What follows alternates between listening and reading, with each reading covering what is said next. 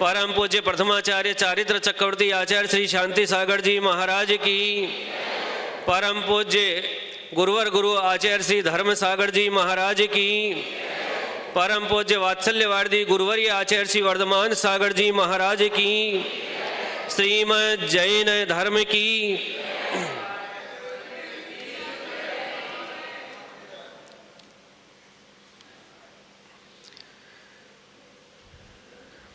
धर्मानुरागी महानुभावों,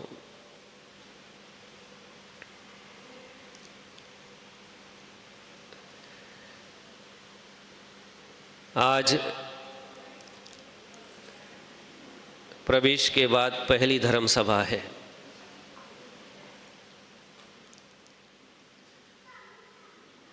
इस धर्म सभा में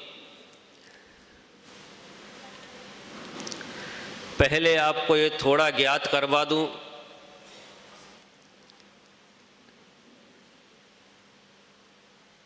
कि हम कौन हैं। हमारा परिचय आपसे हो जाए, हमारा कुल कौन सा है, हमारी परंपरा कौन सी है, हमारे पूर्वज कौन से हैं, इसका ज्ञान आपको हो जाना चाहिए।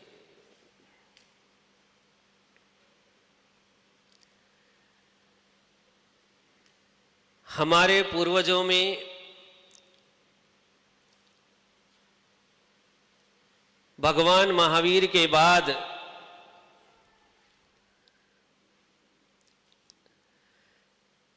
ये मुनि परंपरा अक्षुण्ण रूप से चली आई है। ये वो संघ है जिस परंपरा का जो परंपरा कभी लुप्त नहीं हुई।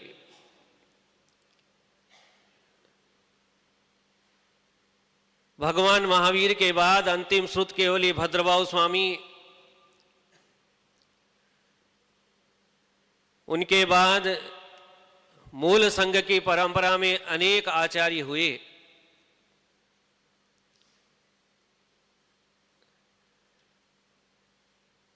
उनके बाद 20वीं सदी में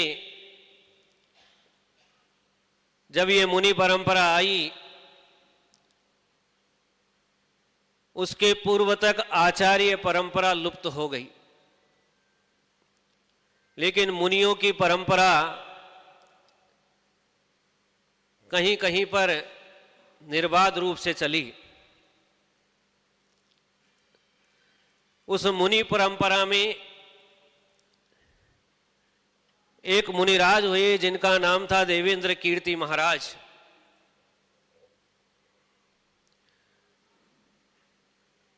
वो इतने पाप भीरू थे कि वैसा मुनि इस 100 साल के इतिहास में दूसरा देखने को नहीं आया।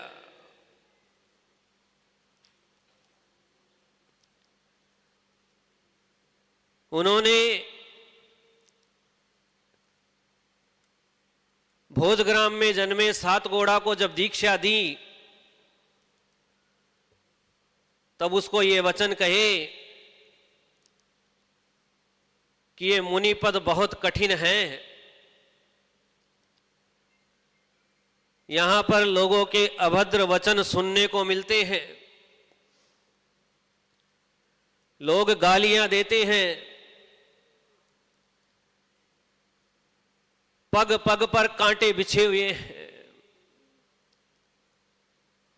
और ऐसा होने पर मन में मलिनता आ जाना स्वाभाविक है। जब मन में मलिनता आती है तो वो मुनि पद के योग्य नहीं है। इसलिए तुम पूर्ण रूप से अपने को इसमें निष्णांत बना लो कि कितना ही उपसर्ग आ जाए, कितने ही परिचय आ जाए, लेकिन मन वचन काय ये तीनों अशुभ नहीं हो। सोचो जरा, पाद पीठ पर बैठा हुआ एक दिगंबर मुनि एक दीक्षार्थी को ये शब्द कह रहा है। उनका एक एक शब्द सत्य के तराजू पर तोला हुआ है। उनका एक एक शब्द स्वर्ण जैसा खरा है। उनका एक एक शब्द भगवान महावीर की वाणी के समकक्ष है।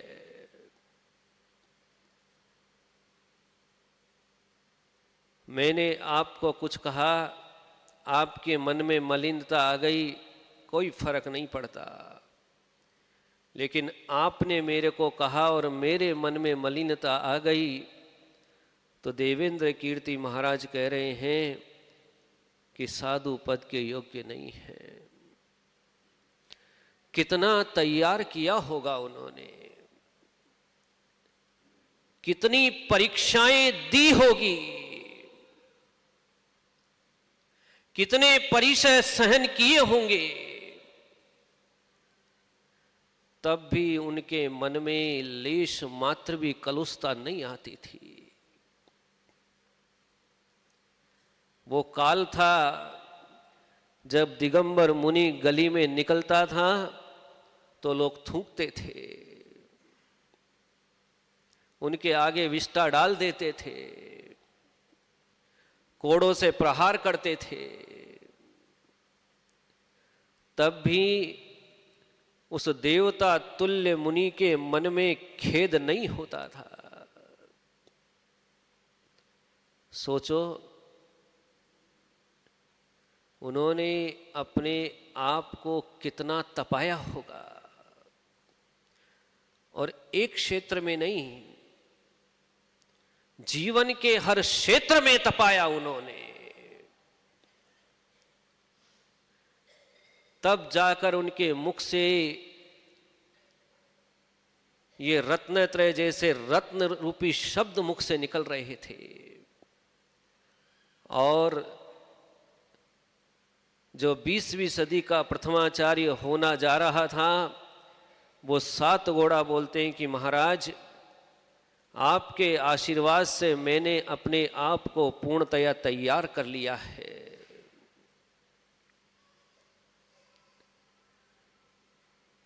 आपकी जैसे वचन हैं, आपकी जैसी आज्ञा है, वैसा ही मेरा स्वभाव होगा, वैसा ही मेरा मन होगा, वैसा ही मेरा वचन होगा, वैसी ही मेरी काया होगी, उसमें लेश मात्र भी अंतर नहीं आएगा। और जब ये वचन वो कह रहे थे, तब 20,000 की जनता उस पंडाल में मौजूद थी। वो जनता एक स्वर में बोल रही थी कि महाराज, इनको दीक्षा दे दो। इनके मन वचन काय में, इनकी कथनी और करनी में अंतर नहीं है। ये जैसा अंदर है वैसा बाहर है। ये सच्चा महावीर का सपूत है। और उसी समय देवेंद्र कीर्ति महाराज ने उन्हें दीक्षा दे दी, और वो उनका नाम रखा शांति सागर महाराज। ये शांति सागर जी महाराज, जिनके समय में मूलाचार नहीं था, जिसमें मुनियों की चर्या लिखी होती है, लेकिन आत्मा इतनी विशुद्ध थी, इतनी विशुद्ध थी कि आत्मा से स्वयं ज्ञान प्रकट होता था। और उस स्वयं प्रकट हुए ज्ञान के बल पर उन्होंने जैसा मूलाचार में लिखा है वैसी चर्या को जिया। और 1924 में समडोली में मुनि शांति सागर जी महाराज को पूरे देश की जनता ने आचार्य पद पर प्रतिष्ठापित कर दिया। और उस दिन कई सौ वर्ष बाद इस भारत की जनता को 20वीं सदी का पहला आचार्य प्राप्त हुआ। आचार्य की आवश्यकता क्यों पड़ी? इसलिए आवश्यकता पड़ी, ये आचार्य की ताकत है कि जो गिरते हुए को उठा करके सुख में स्थापित कर देवे। ये आचार्य की ताकत है कि जो बुझता हुआ जिन धर्म का दीपक था उसको पुनः प्रज्वलित कर देवे। ये आचार्य की ताकत है कि जैन धर्म जो लुप्त प्राय हो चुका था उसको हर स्तर पर आकाश की ऊंचाई को छुआ देवे। उस समय पूरा जैन समाज मिथ्यात्व के ऐसे गहरे कलंक में डूबा हुआ था जिसको शब्दों से बयान नहीं किया जा सकता। एक एक मंदिर में भगवान तो थे लेकिन पूजने वाले लोग नहीं थे। जो पूजते थे उनको मालूम नहीं था कि जैन धर्म क्या चीज है। उनको ज्ञात नहीं था कि सम्यक दर्शन ज्ञान चारित्राणि मोक्ष मार्ग इस सूत्र का अर्थ क्या है। उनको मालूम नहीं था कि हमको उपवास करना है तो उपवास की विधि क्या है। उनको मालूम नहीं था कि नगर में साधु आएगा तो आहार देने की विधि क्या है। उनको नहीं मालूम था कि एक श्रावक दूसरे श्रावक से मिलता है तो उसका अभिवादन कैसे किया जाता है, इसका ज्ञान नहीं था। तीर्थ की वंदना के लिए जाना है तो तीर्थ वंदना में कौन सा द्रव्य कैसे चढ़ेगा, इसका ज्ञान नहीं था। भूल गए थे लोग। इसलिए आचार्य की आवश्यकता पड़ती है। आचार्य जिन शासनोन्नति करा पूज्या उपाध्याय का। आचार्य ही जैन शासन की उन्नति करते हैं। मुनि तो थे, कहीं कहीं छुपे हुए थे, लेकिन आचार्य नहीं था। ये आचार्य बने और उसके बाद ये पूरा जैन समाज भारत का पूर्ण रूप से इसकी संस्कृति सबके लोगों के दिमाग में आई। जिन मुनियों का विहार गली गली में बंद था, नगर नगर में बंद था, आचार्य शांति सागर जी महाराज जी ने पूरे देश में भ्रमण करके उस मुनियों के प्रतिबंध, विहार के प्रतिबंध को हटवाया। अनेक सारे कार्य किए और इन्हीं शांति सागर जी के पास इनके गुरु देवेंद्र कीर्ति महाराज स्वयं दीक्षा लेने, पुनः दीक्षा लेने आए। सोचना, जिसके मुख से वचन निकल रहे हैं कि मन में कलुषता आना मुनि पद के योग्य नहीं है, ऐसा पाप भीरू साधु जब आचार्य शांति सागर की चर्या को देखता है तो अपने शिष्य के पास आकर के गुरु खुद बोल रहे हैं कि मेरे पाप का प्रक्षालन कर दो, मेरे पाप का प्रक्षालन कर दो। इतना बड़ा साहस 200 साल के इतिहास में कहीं पढ़ने में नहीं आता, कहीं सुनने में नहीं आता कि एक गुरु अपने शिष्य के पास जाकर के हाथ जोड़ के खड़ा हो जाए। सच्चा मुनि था। ये वो सत्य की परंपरा है। ये आचार्य परंपरा सत्य की परंपरा है, आचरण की परंपरा है। उसी परंपरा में और गलती इतनी सी मात्र कि उस समय के साधु कपड़ा लपेट करके आहार करने जाते थे, क्योंकि मुनियों को नग्न गांव में आने से मना था, मोहल्ले में नहीं आ सकता, राजा का प्रतिबंध।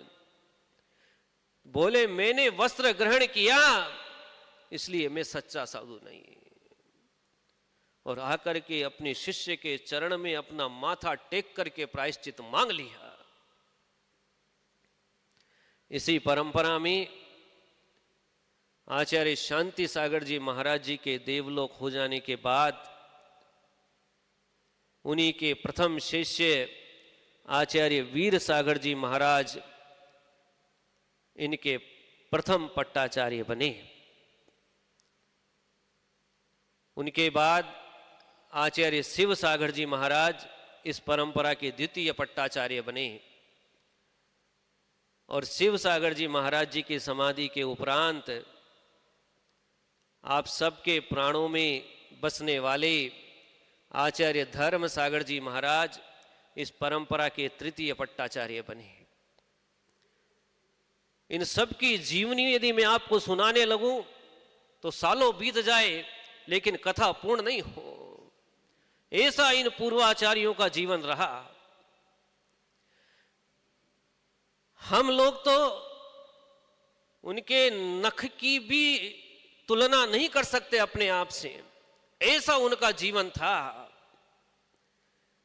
धर्म सागर जी महाराज जी के देवलोक होने के बाद आचार्य अजित सागर जी महाराज इस परंपरा के चतुर्थ पट्टाचार्य बने, और उनकी समाधि होने के बाद आप सबके बीच में विद्यमान परम पूज्य आचार्य वर्धमान सागर जी महाराज इस परंपरा के पंचम पट्टाचार्य बने। ये वह गौरवशाली परंपरा है जो आज तक निर्बाध रूप से चली आ रही है। परंपरा का महत्व क्या है? गुणभद्र आचार्य ने उत्तर पुराण में लिखा कि परंपरा का महत्व समझना है तो भगवान आदिनाथ के जीवन को देखना। भगवान आदिनाथ ने जिस कुल में जन्म लिया उस कुल में निरंतर 14 लाख राजा निरंतर मोक्ष को प्राप्त हुए। यानी आदिनाथ भगवान के बाद उनका पुत्र भरत, उनका पुत्र अर्क कीर्ति, और उनके बाद उनकी जो संतति चली आई 14 लाख वंशज निरंतर निर्वाण को प्राप्त हुए। ये परंपरा का गौरव है, ये कुल का गौरव है। ये वो गौरवशाली परंपरा है जिसने ये सब इस परंपरा में घटित हुआ। ये तो हुई बात हमारी। मुझे गर्व है कि मुझे इस गौरवशाली परंपरा में दीक्षित होने का सौभाग्य मिला, और वो भी पंचम पट्टाचार्य आचार्य वर्धमान सागर जी महाराज जी के चरणों में, उनके आशीर्वाद के तले। वह बहुत सौभाग्यशाली हो। अब बात यह है कि हमको करना क्या है।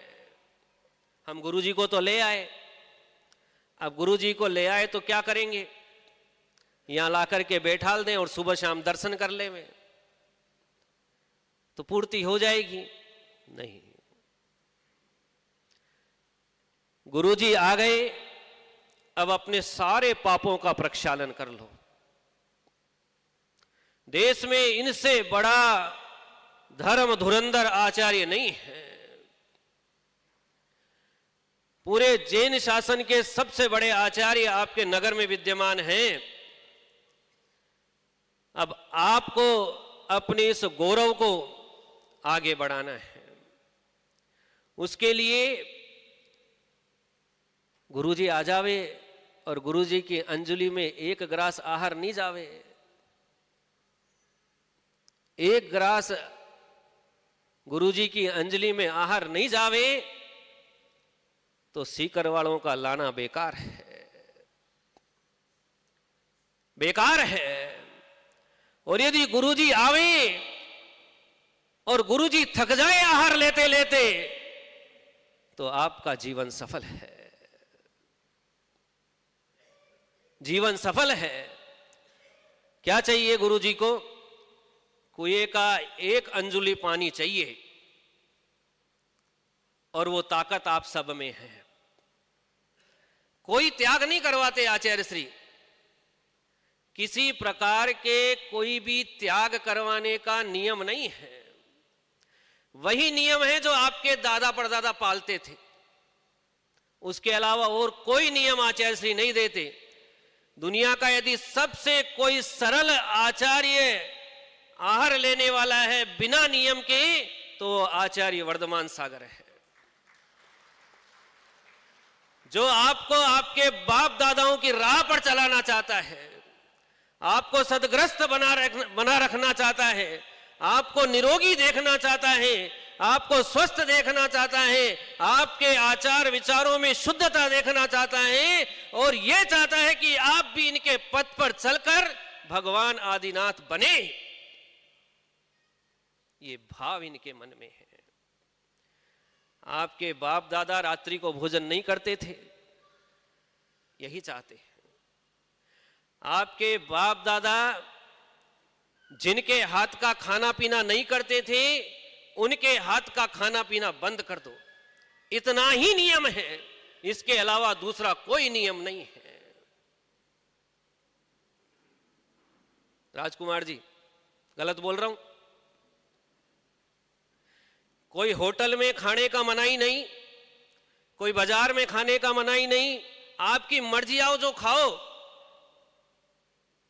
लेकिन जिनके हाथ का भोजन आपके पूर्वज नहीं करते थे, उनके हाथ का भोजन आपको त्याग करना होगा, इतना ही नियम है। अब आपको अपने दादाजी की परदादाजी की लाज रखनी हो, विमल जी, हाँ, आप तो मोक्ष मार्ग पर बढ़ने वाले हैं, है ना?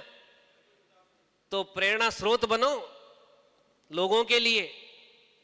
कल मेरे से बात कर रहे थे, परसों, मैं तो पथ पर चलूंगा,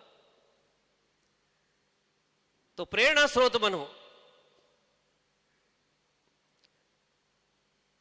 और जितने कमेटी के मंत्री, अध्यक्ष, संतरी सब हैं, वो सब, और देखो गुरुजी की सेवा करने का दायित्व किसका? क्या कमेटी का दायित्व है गुरुजी की सेवा करने का?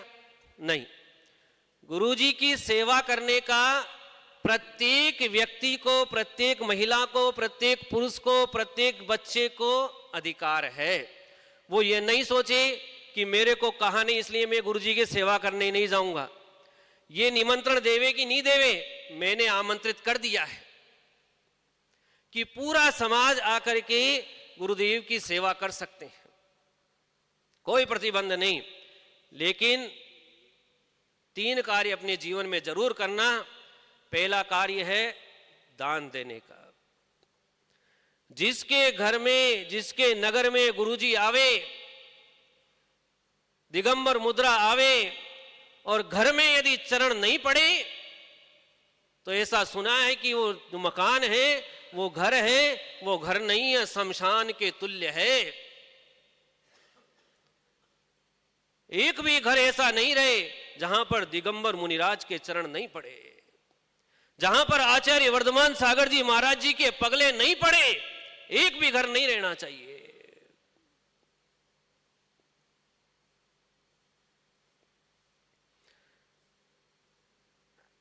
ये साधु चल तीर्थ है। एक तो वो तीर्थ है जब तुम दर्शन करने जाते हो भगवान महावीर के, लेकिन ये चलता फिरता तीर्थ है। ये तीर्थ जिस घर में जावे, वो घर तीर्थ बन जावे। इस तीर्थ की अंजुलि में जो एक ग्रास दे देवे, उसका जीवन देने वाले का जीवन तीर्थ बन जाए। ऐसा पुण्य संपादन करने का समय आया है। और इनकी आराधना क्या? इस चल तीर्थ की पूजा क्या? इस चल तीर्थ की आराधना और पूजा यही है कि इनकी अंजुलि में एक ग्रास रोटी का दे देना। यही इनकी पूजा है, यही आराधना है, यही इनका अभिवादन है। और दूसरा नहीं है, तुम सोचो अष्टद्रव्य से लाकर के पूजा कर लेंगे, पूजा हो गई, वो तो नकली पूजा है। असली पूजा तो ये है कि इनकी अंजुलि में एक लोटा पानी का डाल देना, पूजा हो गई, कृतार्थ हो गए, कृतकृत्य हो गए। सठखंडागम में आचार्य वीरसेन स्वामी लिखते हैं, जिसने अपने जीवन में मुनिराज को आहार दिया उसी को सम्यक दर्शन प्राप्त करने की योग्यता आती है, उसी को जीवन में कर्म नाश करने का सौभाग्य मिलता है। नहीं तो ठोड़े मूंग के जैसा है। ठोड़ा मूंग समझते हैं ना? ठोड़ा मूंग क्या होता है? कैसा होता है ठोड़ा मूंग? वो मूंग के अंतर होता है कितना ही सिजो, कितना ही सिजो, कितना ही सिजो, सुबह से शाम तक सिजो लो, लेकिन वो सीजता नहीं है। अब अपन ठोड़े मूंग है कि बिना ठोड़े मूंग है, विचार करना है ना। शुद्र जल के त्याग का अर्थ समझ गए वो लोग। और एक बात और कि महाराज जी अंतरजाति विजाति वालों के हाथ से आहार नहीं लेते। ये क्यों नहीं लेते? जो अंतरजाति विजाति विवाह करता है